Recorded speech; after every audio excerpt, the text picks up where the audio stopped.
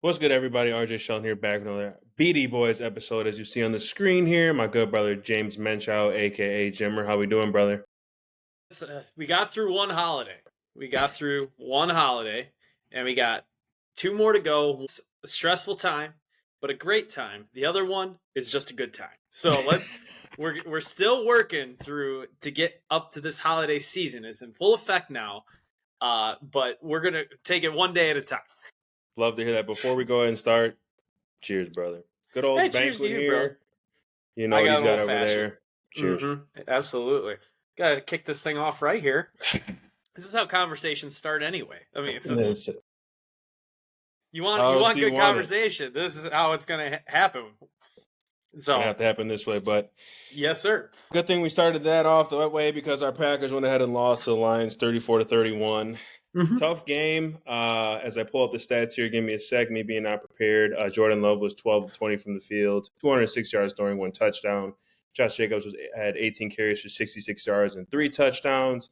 And Christian Watson had 4 receptions for 14. Talk to me a little bit about this game just from the offensive end and obviously wrap in the defense from your lens of what you saw this past weekend. What I don't know if there's much. There's maybe one nitpicky thing you could ask more from, which was you went 4 or 5 from the red zone, which the 5th one you didn't miss was at a crucial time, but you came away with points still out of that. It's just unfortunate. You were really good in the red zone all night, and then the time you need it, you don't get it. It's how it goes sometimes. I think the offensive line played really, really bad. Like really, really, really bad. Lions looked like they had they had a plan for the passing game, which was blitz, and more blitzing. They put a lot of heat on Jordan Love. It took them a little bit to adjust to that, but once they did, again, you scored 31 points a game. There's not much you can do. It's getting evident that the offensive line is not as good as you would think, and it starts right in the middle, smack dab in the middle with Josh Myers. I think he's in a contract year, and usually if you're playing for a contract, you got to play well, and he's not playing to, in my opinion, getting a contract. So I think if you want to talk about next year's starting offensive line, I think you have it in-house already. I think they make the move from Elton Jenkins. Because if you want to look at Elton Jenkins isn't really having that good of a year compared to what he has had. He's still having a pretty solid year, but usually he's in like the All-Pro talk. He's in the Pro Bowl talk. I don't think he's doing that. And you look at his first 2 years of work. I was thinking about this. I'm like, where was the Elton Jenkins where he was probably the best best offensive lineman on the field that wasn't named David Bakhtiari? It was when Corey Linsley was center. His first 2 years in the league, Corey Linsley was center for the Green Bay Packers. Corey Linsley, Elton Jenkins, I think second or first year, well, between the 2 years he was only there for, he was an All-Pro. Like, Packers had an All-Pro center. And then he went and played in San Diego, now in LA. But all of a sudden, then Josh Myers comes in. Elton Jenkins isn't playing as well. Because I just don't think Josh Myers is that good. But if you really want to move it, Elton Jenkins was a natural center in college. He's getting a little older. I mean, he's 28, but linemen, they either play, their life in the NFL is either till like 40. Right. You got a couple guys who play till they're 40. And then, some guys are done at 30. I think Elton Jenkins is probably going to be one of those guys that plays till in his mid-30s. But I think the move now, since he's getting a little older, getting a little wear and tear on it, I think his move is back to center. But because then you put Jordan Morgan at guard along with Sean Ryan.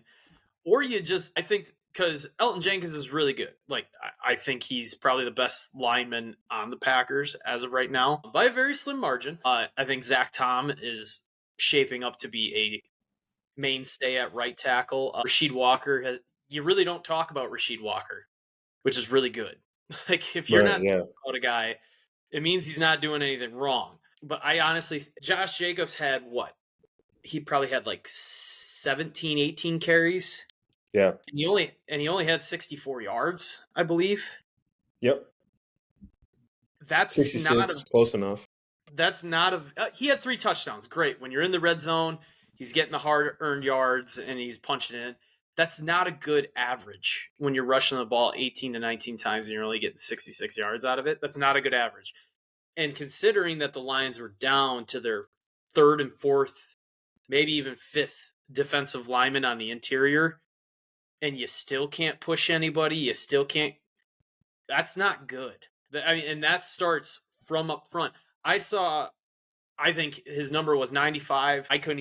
I wasn't listening. I just had a picture because I was at bowling night. Yes, James Bowles. We're not going to talk about it. I just saw the picture. That dude had a game. Bro, that guy was shredding us, bro. I was just like, who is this guy? So, like, kudos to him. You know, he might play himself. I don't know if he's like a rookie, second year, journeyman. I don't know what he is. Never heard of him. That guy if he plays like that, he might find himself on a team and, you know, get a little longevity in the league, get some good monies out of it. Corey Linsley. I wish we had Corey Linsley. Josh Myers got destroyed by O'Connor. Like, he was getting off the ball, running across his face. It wasn't good. But Packers hung in there. There were some concerns for me. Jaden Reed, 1 target, 0 catches, 0 yards. That was probably your number 1 coming into the season. And he's been basically non-existent the whole entire past month. That's concerning. He got out-snapped by Dontavion Wicks this past game. That's very, very concerning from a guy who is your gadget guy who, you know, looked to be Jordan Love's one of his favorite targets. So that's concerning. That's very, very concerning to me. But, you know, they put up a good fight, and they got showed a lot of respect from the Detroit Lions when, oh my God, 4th and inches, 40 seconds left, you're well into field goal range, and they're like, yeah, let's go for it. Excuse me, what, you want to go for this? And actually, I saw a clip. I don't know what production got it. Dan Campbell was going to kick the field goal. He was going to be like, yeah, let's just kick the thing. Let's give it back to him. No timeouts, 30-something seconds. You know, and Goff is just like, nah, let's go for it. And Campbell's like, oh, okay. He was like, oh, and then he put his hand over his mouth, like the Applebee's commercial. We can't let anybody know what we're saying. He turns to his offense coordinator. He's like, hey, we're going, get a play ready. And then it almost blew up in their face. I was like, what on God's green earth? I was like, oh my God, can you imagine if he gets stepped on and Goff can't get the handoff off? Oh my God, we are talking about. It's still not a very good decision. Like, I think that was a unnecessarily reckless decision. I understand Dan Campbell's players are buying into his aggressiveness, go for it on 4th down. That is just unnecessary. This isn't 30 seconds with Aaron Rodgers, prime Aaron Rodgers, no timeouts. This isn't even 30 seconds with 1 timeout. This is 30 seconds, no timeouts. You're at home. This is your barn.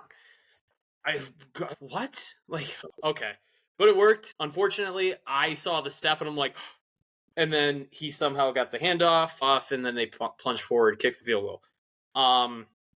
But that just shows a lot of respect that the Lions had for Green Bay's offense. Like, they didn't even want to risk it. Offensively, I think they're starting to look better, and they were missing Jaden Reed because he didn't do anything. They were missing Romeo Doubs, which I think that's a big red zone guy. That's a big body, big red zone guy. Tucker Kraft, man, that dude's a psycho. Like, literally, I said it last week. That dude, bona fide psycho. And for a man, you and I grew up watching WWE. Absolutely. Monday Night Raw, Friday Night SmackDown. We watched The Rock do that kick up. We watched Shawn Michaels do that. The Rock doing it in tights during a fixed, scripted match. That's athletic as hell. Tucker Kraft is 6'5", 260 in full-blown pads, and he did that. That shouldn't happen. Like, that is stupid athletic. So, and for him to just pull that out against probably one of the more aggressive teams in the league, physical teams in the league, I'm like, oh my, dude, you got some screws loose. I was like, My God. Okay. I thought that was fantastic. But other than that, offensively, I think it went pretty well. Obviously, you didn't score enough points to win, Right. but then we turned the page to the other side of the ball where you got a turnover. Really, really good turnover from a guy that I've been critical of. Me too. Guy, you dirty Nixon. That Yep. was an unreal play call, unreal interception. That they suckered him into that play, just executed it beautifully and got the pick. And Packers scored points on it. And next thing you know, it's 17-14 Green Bay. I think it was 17-14 Green Bay. Or did it go 21-17? Either way, it put them back. Either way, we were ahead either way. Okay, so it was 21-17. It put them up 21-17 Green Bay. Like, oh my God. Before you pass gas out of halftime, you were up 10 and now you're down 4. But what it really came down to was 0 pass rush. Again, we had 1 sack all game, and it happened in the first quarter. It's getting frustrating. I don't understand it. Lucas Van Ness is not getting a lot of snaps, or as much as he should, as a starter should. They seem to be rotating their guys frequently. I don't know if that's a strategic thing to keep them fresh all year so you don't overwear them, use them differently. I'm not sure. They did come off a really brutal stretch, 3 games in, what was it, about 16 days? Yep. It's a tough stretch. Guys might be a little beat up, worn down, but I think they're not putting their best guys on the field at all times. I think they're starting to rotate a little too much, in my opinion, on the defensive side. Isaiah McDuffie, he got really, really praised in the Miami game, and now he had a really, really bad game. I don't understand why he's the guy who's being targeted for pass, or being used for pass protection or in pass coverage. That should be Eric Wilson. Eric Wilson's a little bit more athletic, a little quicker. Even Quay Walker. I don't understand why Quay Walker isn't in that spot. Try to cover running backs because that's your best guy. McDuffie's more of your run stopper, kind of the slower but more just guy who likes to dish out hits. He is like in the bottom tier of linebackers in pass coverage when targeted. He is in the lower, like he's giving up like 122 quarterback rating. It's not good. So teams see that and they're going to exploit it. And that's what the Lions did. I mean, they put Gibbs on him, and he's going to win that matchup 11 out of 10 times. Like, there's no stopping him. So, and again, you're beat up in the secondary on the corner spot. I mean, yes, Keyshawn Nixon probably is your number 2 corner, but Carrington Valentine had a rough day. Eric Stokes needs to leave football, period. But he just needs. He's another guy that him and Isaiah McDuffie, there's guys up for contracts right now that Green Bay has held on to that I don't think are going to get contracts. And Eric Stokes, this was his last hurrah, where last year was supposed to be okay, let's see what he got. Let's see what he got from these long-term injuries, and then he got hurt again. This is literally the last hurrah, and Jair Alexander being out and Corey Ballantyne being out, this was his, okay, let me prove it. And he is literally proving he can't do it. So enjoy these last 4 games while you can, because this is it. Like, you're not getting signed by Green Bay again. He's going to be the first guy, probably the first guy cut. Like, first of the list. Okay, who are we getting rid of? Eric Stokes? Yep, he gone. Bye-bye. Isaiah McDuffie, probably not going to get, might not get another contract, but that, with Edgerrin Cooper kind of hurt, and those hamstring issues, he'd probably be fine by next camp. You need some depth, so maybe McDuffie sneaks in as a depth guy. That's hurting Green Bay a lot too. Edgerrin Cooper not being out on the field really hurts Green Bay, because if he's in pass coverage, that's different. Like, that dude is built for that type of coverage. And then Evan Williams went down again. Yeah, he went down. It's just like, Javon Bullard went down. That's the big one, because that's your nickel guy. Bullard didn't really have that great of a game either. It was just really not. Green Bay has a problem with what looks to be a lot of talent, but underperforming heavily. And if you look at their draft, there's been guys who's dissected after this because they have so much time, because it's a mini-buy. a lot of defense that they've drafted in the past, let's just say 3-4 years, majority of them aren't even on the team. And that's bad. And if they are on the team, they're underperforming. The only guy who is actually probably performing was Edgerrin Cooper, but he's not available. Your best asset to a team is availability, and that's something he hasn't been. So that's worrisome early in his career.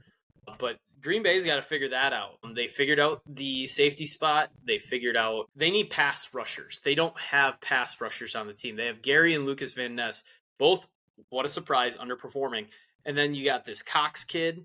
I like his energy. I really do. I see the energy he brings and just the bounce he has. I like him as like a third or fourth string guy, but he's not a starter. And then JJ Enagbari is not a pass rusher. He's a run-stopping defensive end. That I have to imagine. I think Green Bay's finding out they have a lot more holes than what they thought they did. It's very clear that they do. They've been making it work. They're still 9-4. Thankfully, they've had a cupcake schedule. So I think that's going to be addressed. You got to go get a guy. Whether that be what the Vikings did this past year, trading up and getting a pass rusher. Because you're going to be in that range. You're going to be in that, all the pass rushers are going to be gone by the time it gets to you.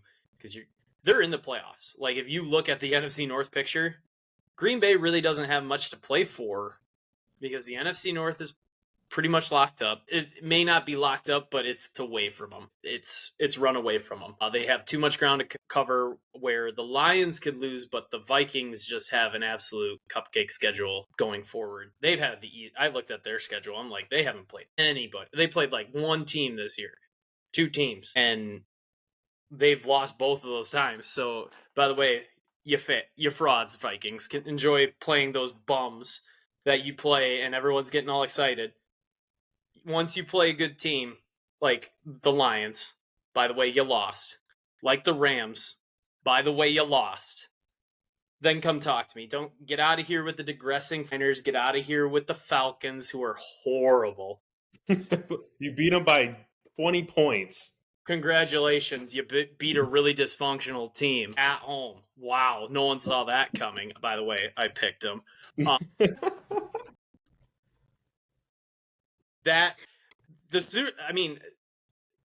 It could happen where the Super Bowl is going to run through Philly.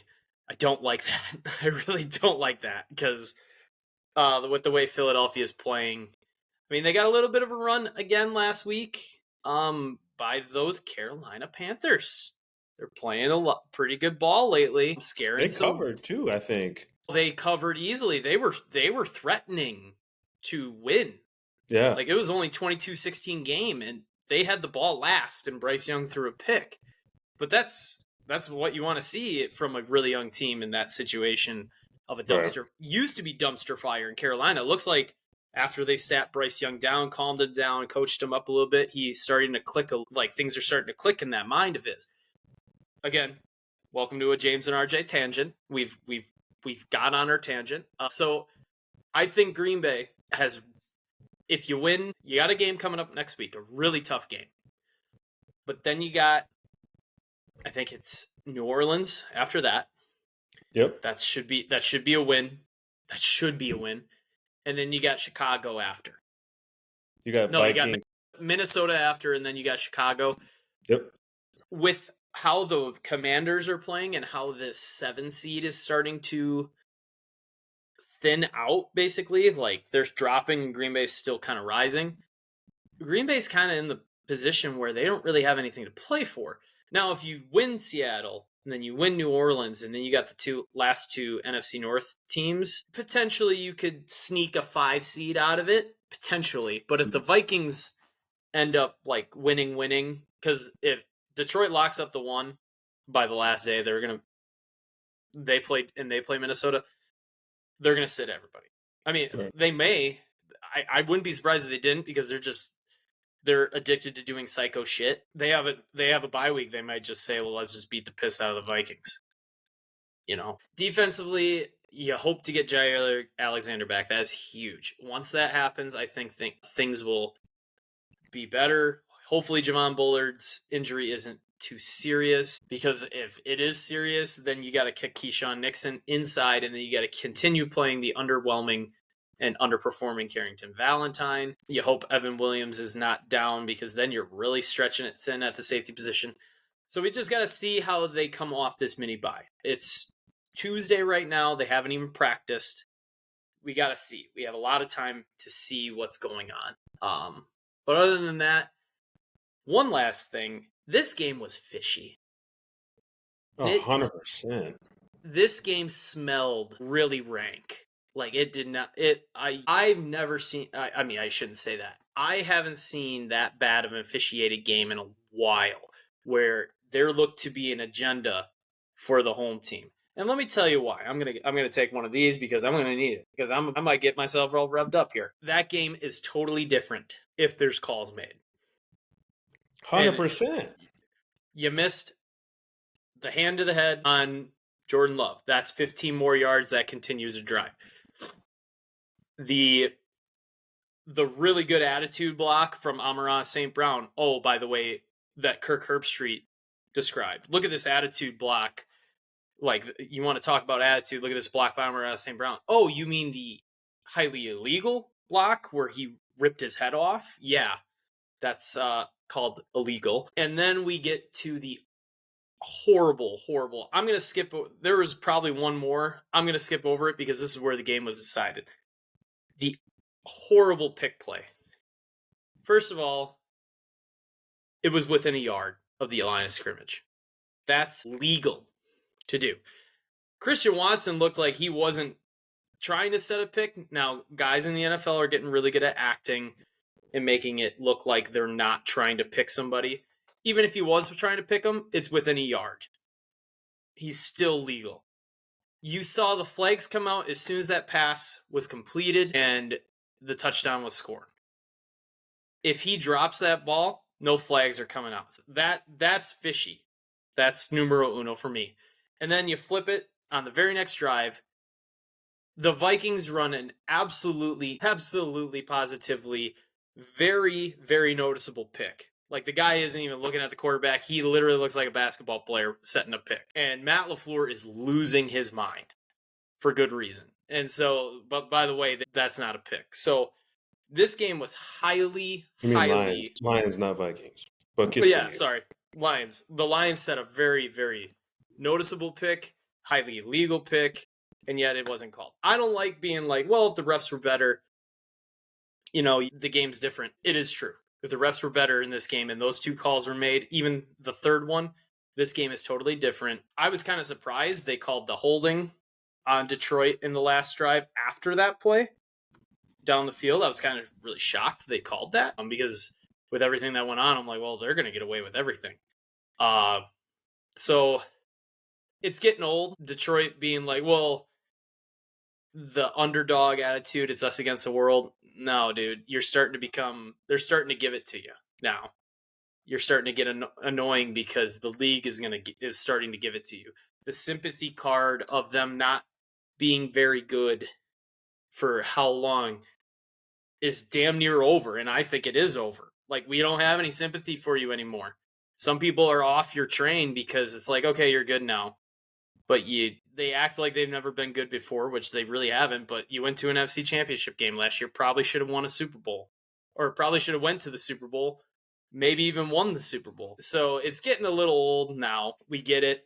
The turnaround is great, but now it's like, okay, now it's time to end this whole thing. So it was very fishy. It looked like there was an agenda from the refs, like, let's make sure we get the Lions over the hump on this one.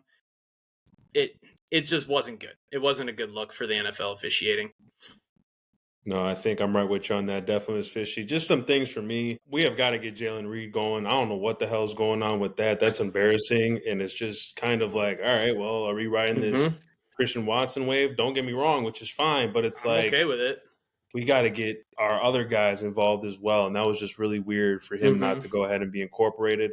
I was a little bit disappointed in Kalen King not playing. He did suit up, and he didn't get any type of play. But you go ahead and have Stokes out there who's getting absolutely worked by Patrick and a one-on-one. It's like, okay, he's got to go. We got to put him in. I Yeah. think if we put Kalen King in front of Stokes, we definitely have a situation where we can be a top defense What's and have the a worst that's reliable going to guy. happen? Right, have a reliable guy out there. Yeah. I mean, I don't care if he's new or nothing. He can do 10 times as better as Stokes is doing. But give the hungry kid a chance, and maybe good things happen. yeah, I mean, look at the draft class he's came in. All those guys balling right now. Put them in. But we got to get those two guys incorporated and going. You've hit everything on the head when it comes to D-line. I'm sick of talking about them. Yep. Moving on, obviously. One more thing. It just shows we still can't trust this defense. Yep. If the offense doesn't have the ball last, and the defense has to come up with a stop for 3, or they lose, I don't trust the defense because you got no pass rush right now. If you had a pass rush with the broken down secondary that you have, I would probably have some trust, and that would probably help. But you don't have anything. Like you don't. Virtually, you don't. You have to blitz in order to try to get pressure, and that pulls the really beaten up secondary that needs to cover for 2 to 2.5 seconds. They can't do that. So you can't trust this defense, especially coming up on playoff time. That's where basically I'm at with this defense. I can't trust them. You can't trust them. So they had their worst game of the year. Yes, you could say the Lions have a really good offense and really explosive. Yes, no arguments here. But if you look at the game and how it was, of the stats, the plays, you look at it and you go, Green Bay should have won. Well, taken out of context, you take things out of context, you go, wow, Green Bay looked like they had a pretty good game. They probably won. You should have. But your defense didn't hold. So we're at the point again where you can't trust the defense, and we haven't trusted a defense in quite some time here in Green Bay. So we're back to it, but there's some holes there, and they're beaten up. So hopefully that gets corrected at some point in the sense of like future, because you can't do it now. So yeah, that's where we're at. Can't trust them again. Yeah, well, hopefully we can trust them this, next 4 games. They can figure it out, but we shall see. They face the Seahawks. That'll be a tough one. That's at 7:20 p.m. This coming Sunday. Waiting all day for Sunday night. Big news for the Big Red, a.k.a. Wisconsin football. Finally got an OC, and I think this is going to be a good addition for them. And Jeff Grims, I don't know if I'm saying it right, but it looks like I'm saying it correctly. Offensive coordinator. His track history, just as of recent, pretty good from about 1995 to obviously him where he was in 2024. Grad assistant, Rice, grad assistant, Texas A&M, offensive lineman, some smaller, whatever. Offensive line, not Boston, Boise State, Arizona State, offensive line, BYU, offensive line, Colorado, offensive line, Auburn, offensive line, Virginia Tech, offensive line, LSU, offensive line. I see a pattern here. We see it, don't we? BYU offensive coordinator. That's when he was there with Zach Wilson, and he went to the Heisman. That year, he was the OC there. And then Baylor coached the tight ends. And then basically at Kansas, he was the offensive coordinator there, too. So this is a big sign for them. Biggest thing is right now is, are they going to go ahead and get guys that are going to buy into what they're trying to do? Because when I go ahead and read this whole coaching career, this seems nothing to me like they're trying to get back to Wisconsin football. So go ahead and talk to me about this and what needs to happen. It's headed in the right direction, as we're seeing right now. But what are the key things for this to go ahead to where you feel as a Badger fan, I'm neutral, to where this is going to be where you're going to be able to sit down and watch a game and be like, okay, we actually have a chance to go ahead and make this turnaround, even though it's not going to happen overnight. What do you think about it? He averaged, and yes, we're talking about the Big 12 where defense doesn't exist, but when he was offensive coordinator at Baylor and now at Kansas, his teams averaged 200 yards of rushing. You want to say that again? Say it again. His teams at Baylor and at Kansas, where he just left, averaged 200 yards of rushing a game. I don't think you understand. Well, I know you understand. I don't think some people understand how many yards 200 yards of rushing a game is. Like, not just like, oh, he popped off 1 or 2 here. No. That was their average. And then at BYU, he averaged 41 points a game. Yes, he had Zach Wilson. It was a Heisman Trophy winner, which also Mountain West. Heisman Trophy, he was the finalist, whatever. Finalist, but playing in the Mountain West. Is a big difference, though. He has an identity to his offense. I understand Phil Luongo had an identity to his offense, but this isn't the identity. That identity was not what Badger football has become. So I understand Luke Fickell said you can't, which this just doesn't understand to me. Let's break this down too before we get into it. Luke Fickell, as we've said in the past, in his press conference said, we can't go back to 22 personnel, can't go back to power football. We got to roll with the changes in college football to play the college football offense of the modern day. I'm paraphrasing, obviously, but like he says he wants to play football like how basically everybody else is playing college football right now. Spread the ball out. Let's run read option. Let's get a dual threat. And my question is, to blue chip kids, what is your number one goal when you go play college football? Now, your short-term goal is develop, win games, win championships, obviously help out the program. It's changed a little bit to who gives me the most money, and let's see if we can win some games while I make some cash. There's portions of people in college that know they're not going to the league, so let me capitalize on this NIL money while I can, because I only get 4 or 5 years of it. But then there's a small percentage that go, I want to go to the league.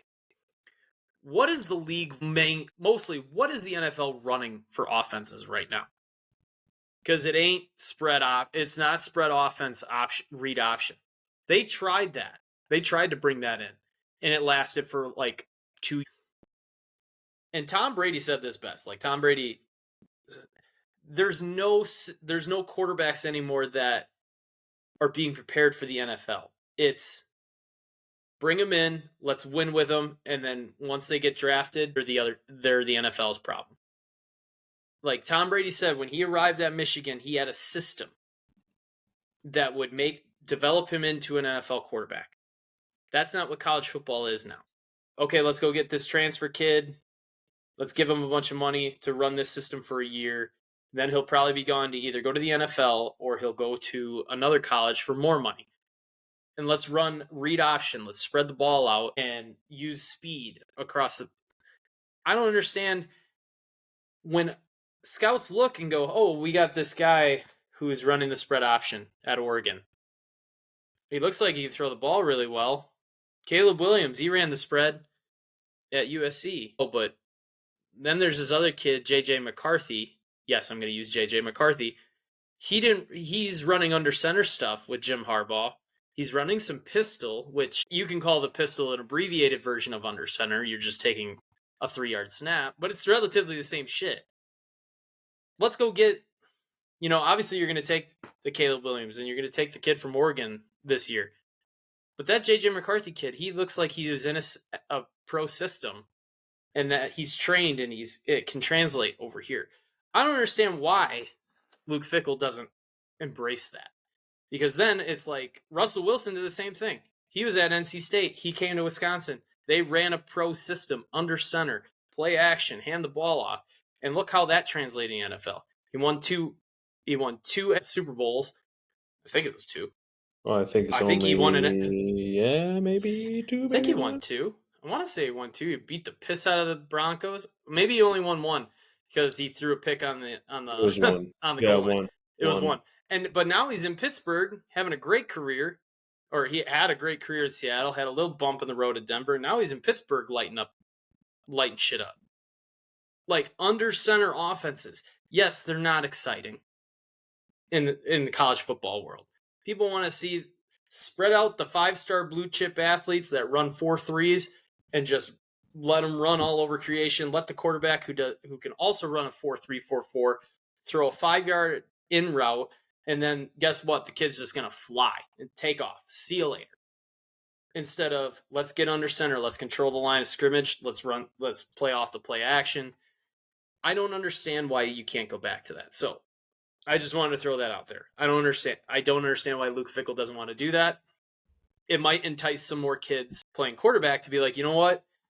I want to go to the pros, and running belly options and spread offenses isn't going to get me to the NFL. It's getting under center and learning some concepts under center with my footwork, because guess what? When you go to the league, they're going to be like, you're going to be playing under center. Like we're not going to be going gun 90% of the time. So just wanted to throw that out there. But Grimm's identity is running the football, and that's what Luke Fickell wanted, which was a huge disconnect between him and Phil Luongo. So the question is, we're going to get excited. Badger fans are probably going to be like, this is great, but then they're going to get nervous like I am, because I can get excited at all I want because I can look how Kansas did it. We're not Kansas. We don't know how these guys are going to react to this system with the guys we have in-house. They're going to go to the portal after the season's over, probably get some kids. They're going to get the recruits in. They're going to get some transfer guys in. The team's going to be younger, as I said, and you're going to play a really tough schedule. So you got spring ball, and then you got, obviously, fall camp, and then you get into it for a game or two, and then, by the way, you go to Tuscaloosa. How is that going to work? So we don't know how it's going to work. We don't. On paper, it fits the mold. We can say that. Where it's Wisconsin football, they're going to want to run the football. It takes pressure off the quarterback. So if Braden Locke had that system, obviously teams knew, okay, stop the run. But having a better QB, which who knows? We don't know who the quarterback is going to be next year, because Tyler Van Dyke is in the portal. He ain't coming back. So we got to wait to spring to see what's going to happen with the transfer portal, who's going to come in.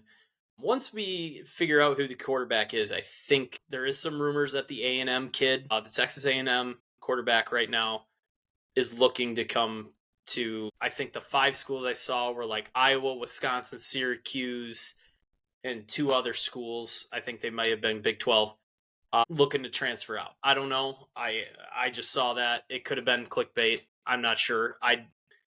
We don't know. Who knows? Maybe the quarterback's already in-house. So we just got to wait and see. You'll get a little bit better of an idea once spring is past, though, because, again, transfer portal, spring game will happen, and then fall camp. So on paper, it fits the mold. So that's a good start. Fickell has found a guy who wants his ideologies of we need to run the football more. So I think it's a good start, but we got to pump the brakes. Let's see what players come in and all that sort of shit, because people were really excited about the Phil Luongo air raid, and God, did that fail miserably. So it's going to take time again. As I said, now we're kind of starting over-ish, because the guys who were in-house now have to learn a new offensive system. So we'll see. That's all we can do is just wait and see.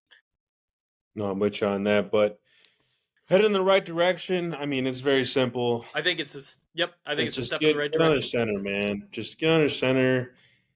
Mm-hmm. Just run the damn ball. Run it. Yep. I agree with that. Run the damn ball.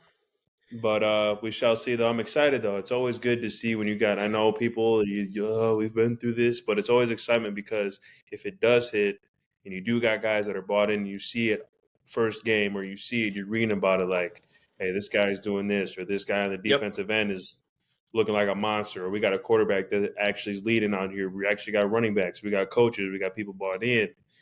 I think that's going to start turning over a little bit, because we know what Fickell can do and we know what he's about. So I'm excited for that. Bucks, as we're recording, are playing right now. They're 6th in the Eastern Conference. They are playing the Magic.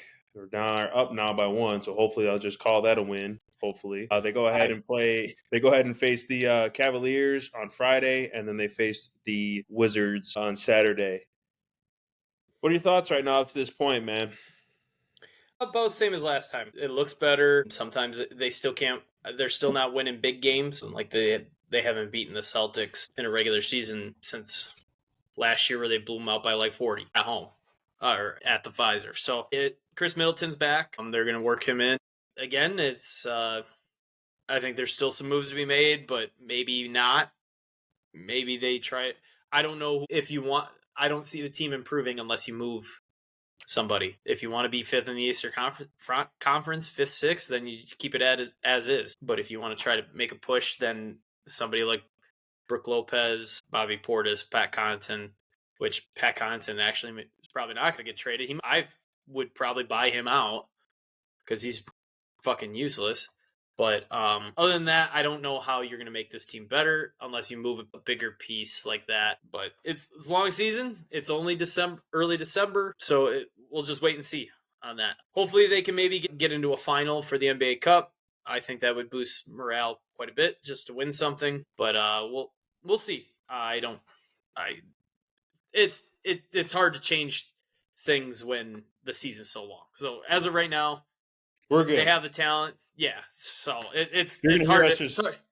It's going to be beating a dead horse until probably March or maybe even April.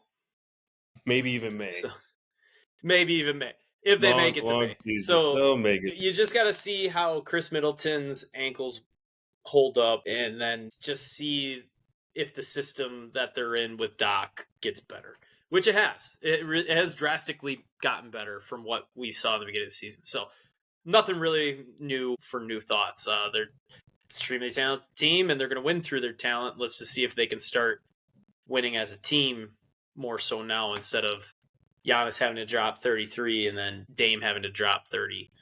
So we'll see. A lot of season left.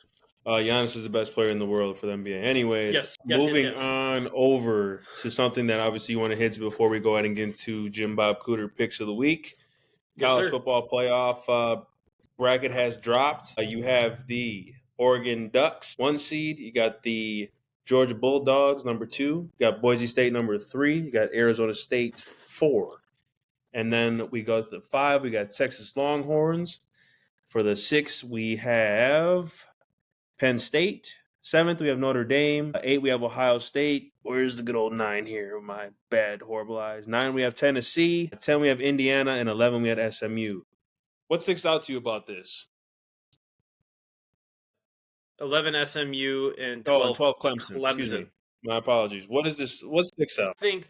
I think they got this 100% right. It basically is showing everybody, if you want to play a cupcake schedule, that's fine, but you better win. Like Colorado, cupcake schedule. They lost 2 games. That's not good enough. Like two wins is if your losses are shit, you're not gonna make it. Like we don't care who you are, who your coach is. Alabama. If they would have won against Kansas, they'd have went in. You think so? Absolutely. Kansas would have been their most impressive win, but with the way Clemson and SMU played, that would have took them out. Took them out. I think Clemson and SMU really kind of effed that up for a lot of people. Seeing teams like Arizona State and Boise State make it into the top 4 is really cool to see. I think that's that's sweet. Like this is what this whole thing does too. With Arizona State, it's just really refreshing to see. Like I'm not gonna lie, no Alabama, deservingly so. Your 2 losses were shit. South Carolina, 3 losses. It's a message that goes, your 3 losses, we don't care who you are. If they're bad losses, they're bad losses. You could hide 1 or 2 lost teams in the top 4 because if your wins were you can't hide 3 lost teams. Like this is where I think 12-team playoff really gets it right, is that you can't hide 3 lost teams. Like, oh, we only lost 3, but look at our wins. Yeah, but look at your losses. You lost 3 times. So this playoff really intrigues me too. It intrigues me so much watching Tennessee, SEC team. By the way, you got to go to Columbus, Ohio. And by the way, it's not very warm there. Go on and have fun with that. Right. That's something I really want to see. SMU, by the way, you got to go to Penn State. And by the way, it's not very warm there. So it might snow there, to be honest. Yeah, have fun with that. Some of those boys probably never seen snow. And now you got to go play football in it. Have fun. The most intriguing matchup, those are some intriguing matchups. I think the one that's going to be the game of the week is the in-state battle. Indiana versus Notre Dame. That place is going to be... That's probably my game of the week right there, where that's going to be the most intriguing matchup and the best game. Tennessee, Ohio State, that'll be fun, but elements. You saw it with Miami at Green Bay. Now you're putting Tennessee and SMU in cold environments where Penn State and Ohio State are used to it. This is why the 12-team playoff works. And this is why the argument was made to go to 12, is because intriguing matchups like this. Clemson, Texas, I think Texas will be a little, I mean, that might be a game too. I mean, that's 11 points on that line. That's a lot. And Texas just got beat up. Like, that game against Georgia was physical.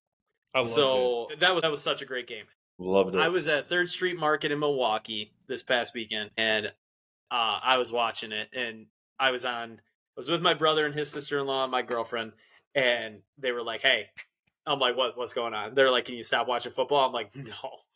Like, so I'm like, I'll try to pay attention, but this is amazing, man. So, great game for Georgia, Texas, but you never know. Clemson and SMU, man, that was a shootout.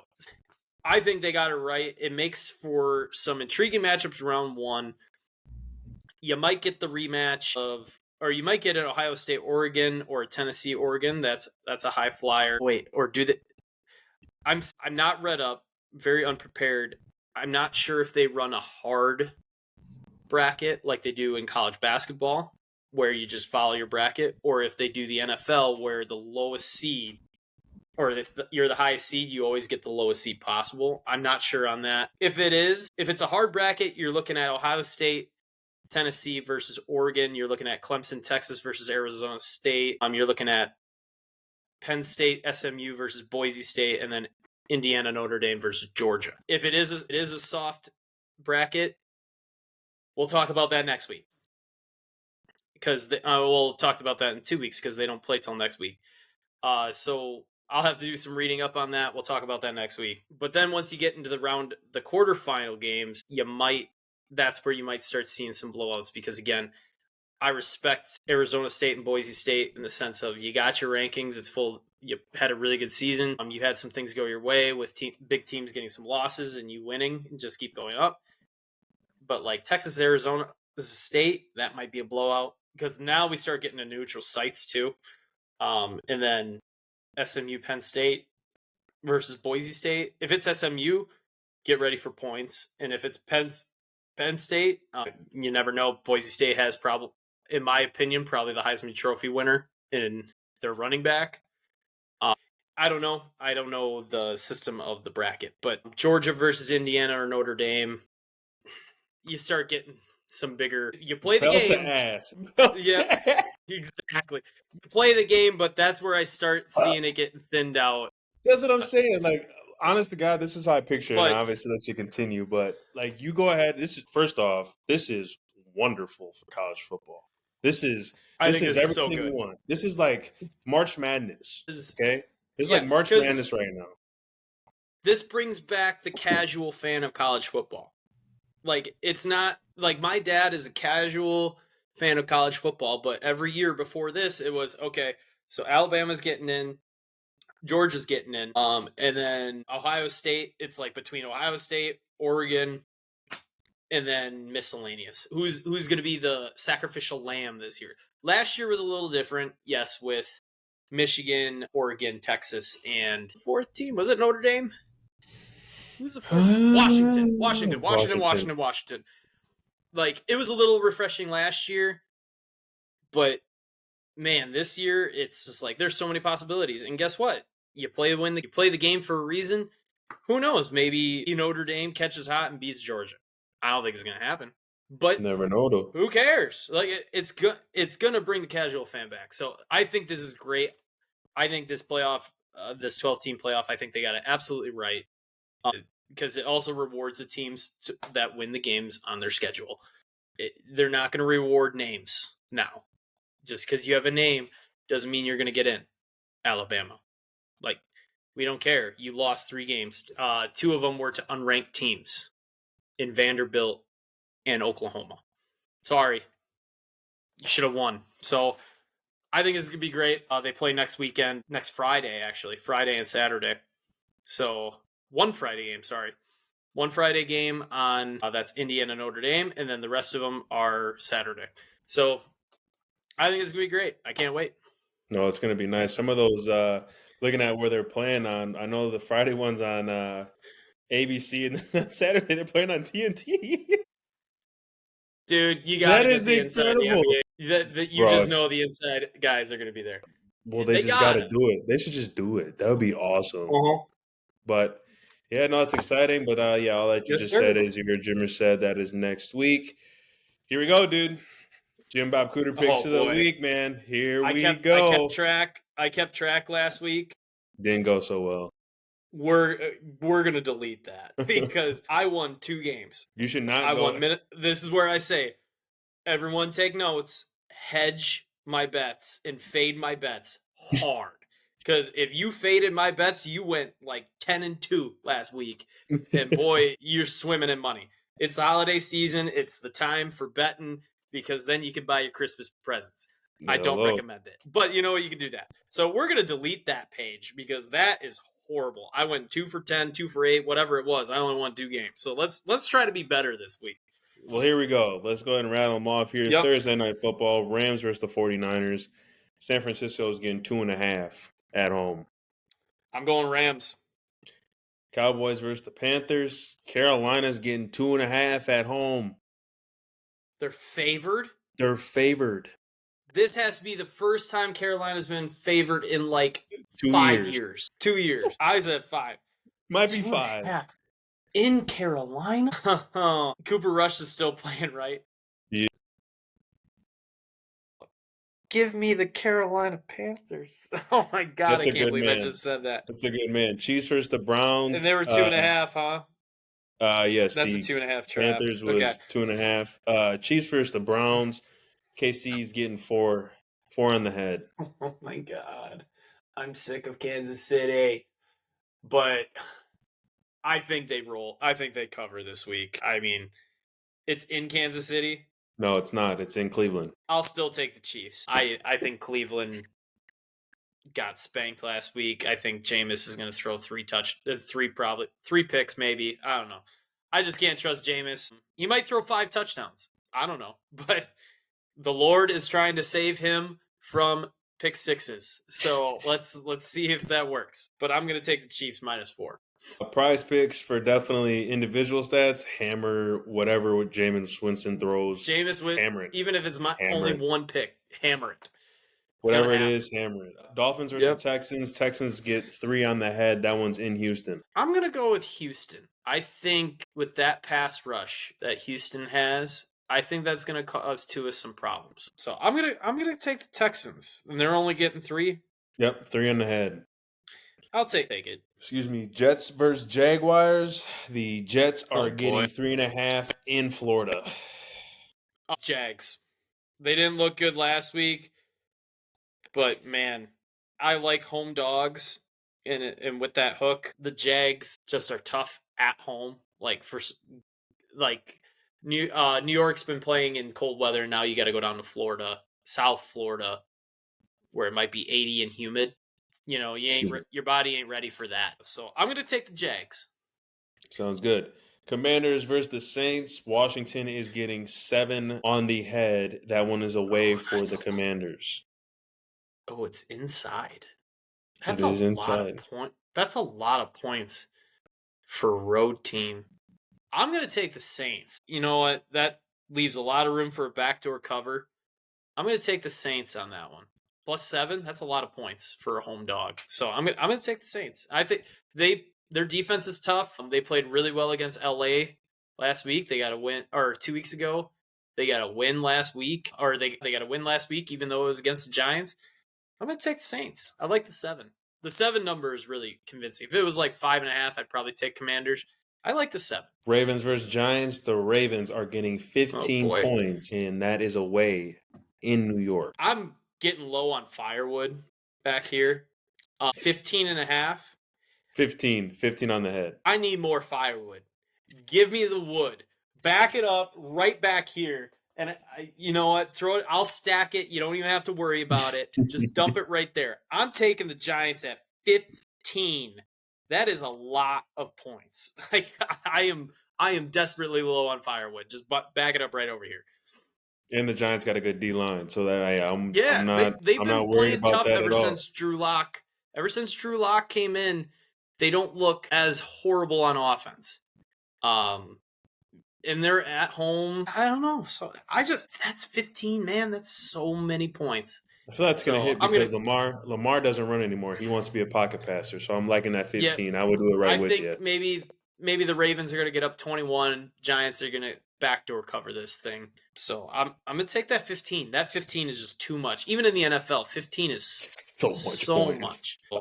Absolutely. Bengals versus Titans. The Cincinnati Bengals are getting 5 on the head away in Nashville. Cincinnati is just so frustrating.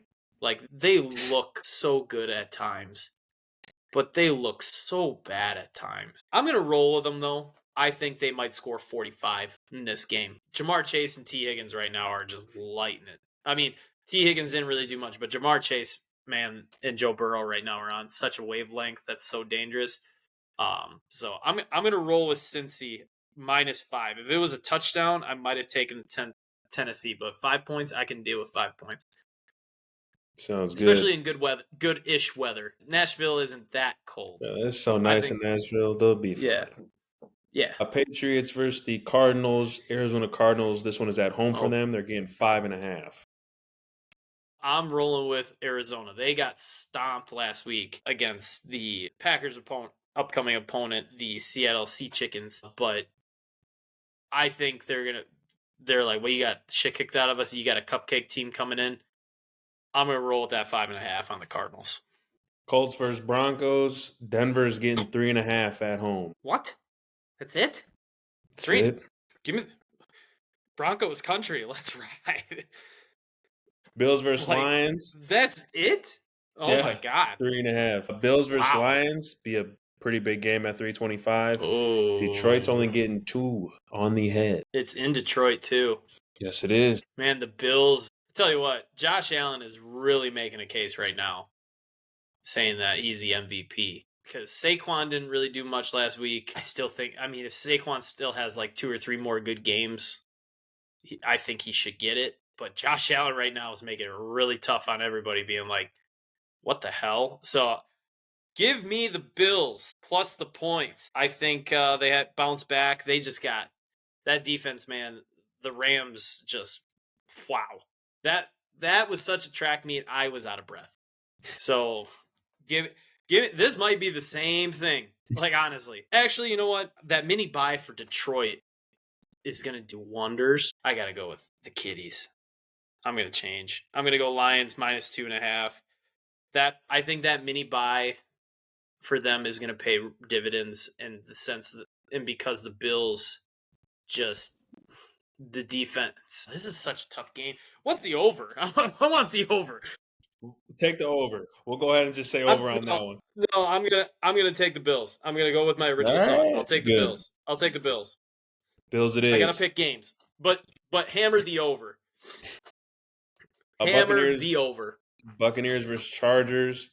Chargers are getting 3 on the head. That one is in LA. I'm going to take the Chargers. I think they're pretty pissed off that they let one slip against their division rival.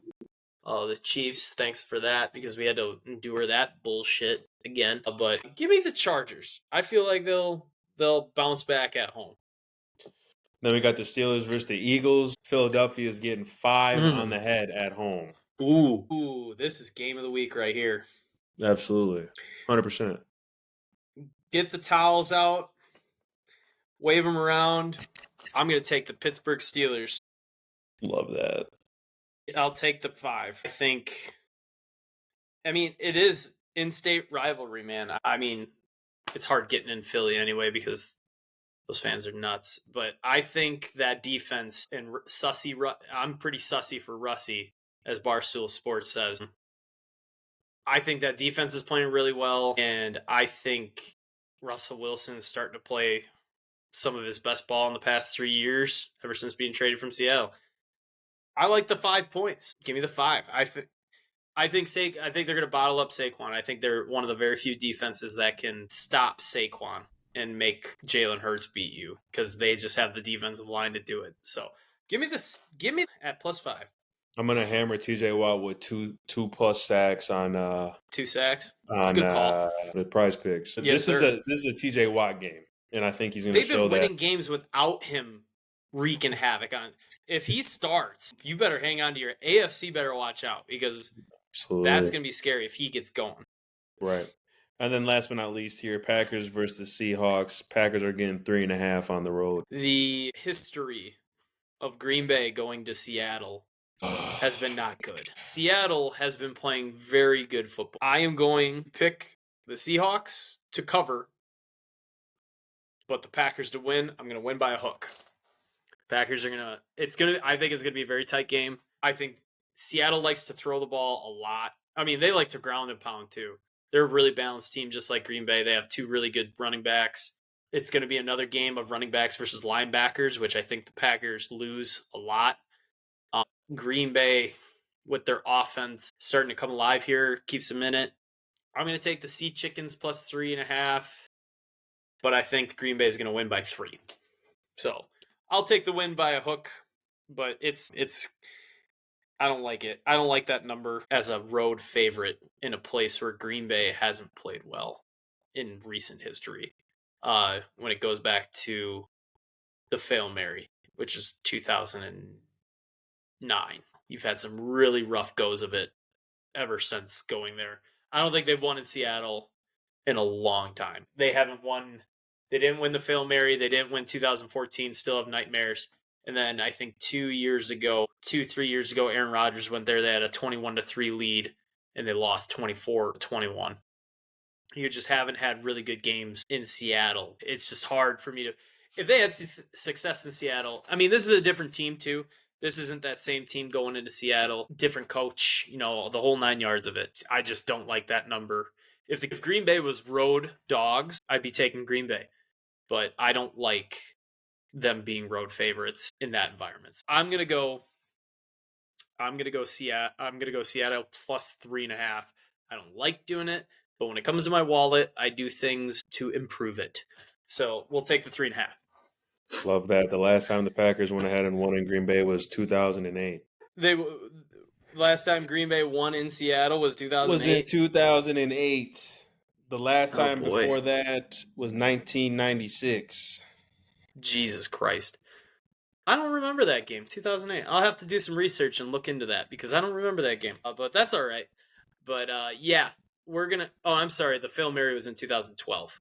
Yes. So maybe, yeah. So, yes. Yeah, I don't like it. Seattle worries me. If they weren't playing well, maybe it'd obviously worry me less. With the history and the bad juju of Green Bay going into that stadium, I just got some bad feelings about this. But offense is playing really well.